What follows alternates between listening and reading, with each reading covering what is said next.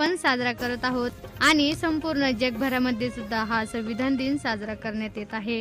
तर मंडळी, आजच्या कार्यक्रमामध्ये आणखीन भर टाकत आहे विशाल संतोष रंदे। हा विद्यार्थी समर्थ विद्या मंदिर शाळेतील आहे। तो आपल्याला संविधान नेमके काय आहे, संविधान कोणी लिहिले, तर ते आपण ऐकूया।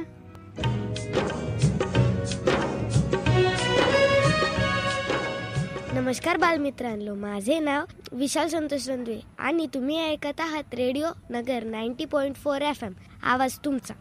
मी आज तुम्हाला संविधान दिनाबद्दल, संविधानावर माहिती सांगणार आहे। त्याआधी तुम्हाला संविधान दिनाच्या हार्दिक शुभेच्छा। आम्ही भारताचे लोक, भारताचे एक सार्वभौम, समाजवादी, धर्मनिरपेक्ष, लोकशाही गणराज्य घडविण्याचा व त्यांच्या सर्व नागरिकास सामाजिक, आर्थिक व राजनैतिक न्याय, विचार, अभिव्यक्ती, विश्वास, श्रद्धा व उपासना यांचे स्वातंत्र्य, दर्जाची व संधीची समानता निश्चितपणे प्राप्त करून देण्याचा आणि त्या सर्वांमध्ये व्यक्तीची प्रतिष्ठा व राष्ट्राची एकता आणि एकात्मता यांचे आश्वासन देणारी बंधुता प्रवर्धित करण्याचा संकल्पपूर्वक निर्धार करून आज या आमच्या संविधान सभेत आज दिनांक 26 नोव्हेंबर 1949 रोजी याद्वारे हे संविधान अंगीकृत आणि अभिनियमित करून स्वतःवर अर्पण करीत आहोत। एकतेच्या रंगात रंगला भारत, उंचावतो मान, संविधानाने दिले आपल्याला न्यायाचे ज्ञान, समता स्वातंत्र्य ठेवू हृदयाशी, देशाचा अभिमान, भारत मातेच्या सेवेसाठी उभे राहू घेऊन संकल्प महान। 26 नोव्हेंबर 1949 हा फक्त एक दिनांक नाही, तो एक घोषणा दिन आहे। या दिवशी भारतीय संविधान स्वीकारण्यात आले होते, म्हणून हा दिवस संविधान दिन म्हणून साजरा केला जातो। संविधान म्हणजे भारताचा आत्मा होय। आपल्या भारत देशात संविधान हे जगातील सर्वात मोठे लिखित संविधान आहे। भारतीय संविधान तयार करण्यासाठी 2 वर्ष 11 महिने आणि 18 दिवसांचा कालावधी लागला होता। तसेच भारतीय संविधानात 448 कलमे, 12 अनुसूची आणि 118 विभाग आहेत। डॉक्टर बाबासाहेब आंबेडकर हे भारतीय राज्यघटनेचे शिल्पकार आहेत। आपल्या अधिकारांचा आवाज बुलंद आहे, कारण संविधान आपल्या पाठीशी आहे। समतेचा हक्क मिळतो, कारण संविधान आपल्याला एकाच नजरेने पाहायला शिकवते। संविधानात उच्च-नीच, श्रीमंत, गरीब कोणीही असतो, सर्वांना समानच दर्जा दिला जातो, कारण संविधान आपल्याला भीतीविरुद्ध उभे राहायला सांगते। मित्रांनो, संविधानाची ताकद त्याच्या कागदात नाही, ताकद आहे न्यायासाठी झुंजणाऱ्या प्रत्येक भारतीयात।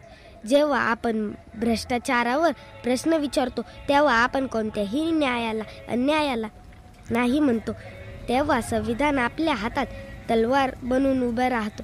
भारताची उद्देशिकाच अशी सांगते की भारतीय मूल्यांना निर्धाराने भक्कम केले आहे। मित्रांनो, मी जेव्हा रोज शाळेत भारताची उद्देशिका वाचतो, आमच्या परिपाठात वाचन होते, संविधानाची उद्देशिका ही भारताच्या संविधानाचा पाया आहे।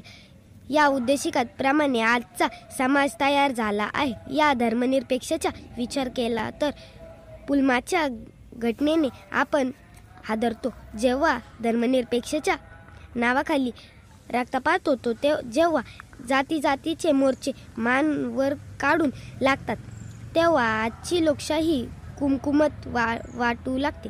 अटल बिहारी यांच्या भाषणात सरकारी लो आएंगे जाएंगे म्हणतात, यह देश अजरामर है और रहेगा, यह लोकतंत्रमर है और तंत्रमर रहना चाहेगा। महात्मा गांधींनी म्हणले आहे, सत्ता कोणाकडे आहे हे महत्त्वाचे नाही, यापेक्षा सत्तेचा सिंहासन ठरवणे सदन जागृत आहे का हे महत्त्वाचे आहे। चला मित्रांनो, आजच्या दिवशी आपण एक संकल्प करूया, आपण भारताचा एक सुसज्ज नागरिक होऊ व भारताचा नागरिक म्हणून झोपणार नाही, अन्याय सहन करणार नाही, चुकीच्या गोष्टी पुढे वाकणार नाही, अन्यायाविरुद्ध बंड करू। लहानांपासून थोरांपर्यंत सर्वांचेच ठेवले जाते भान, नागरिकांना मिळतो मुक्त हक्क, इथे श्रेष्ठ आमचे संविधान। जय हिंद, जय भारत, जय संविधान। तुम्हा सर्वांना संविधान दिनानिमित्त पुन्हा खूप खूप शुभेच्छा। धन्यवाद। श्रोते हो, आत्ताच आपण विशाल संतोष रंदे यांनी आपल्या देशाप्रतीचा मान, सन्मान, संविधान नेमके काय आहे ते आपल्याला ऐकवले आहे। तर मंडळी, इथे घेऊया आपण एक छोटासा म्युझिकल ब्रेक। कुठेही जाऊ नका, ऐकत रहा रेडिओ नगर 90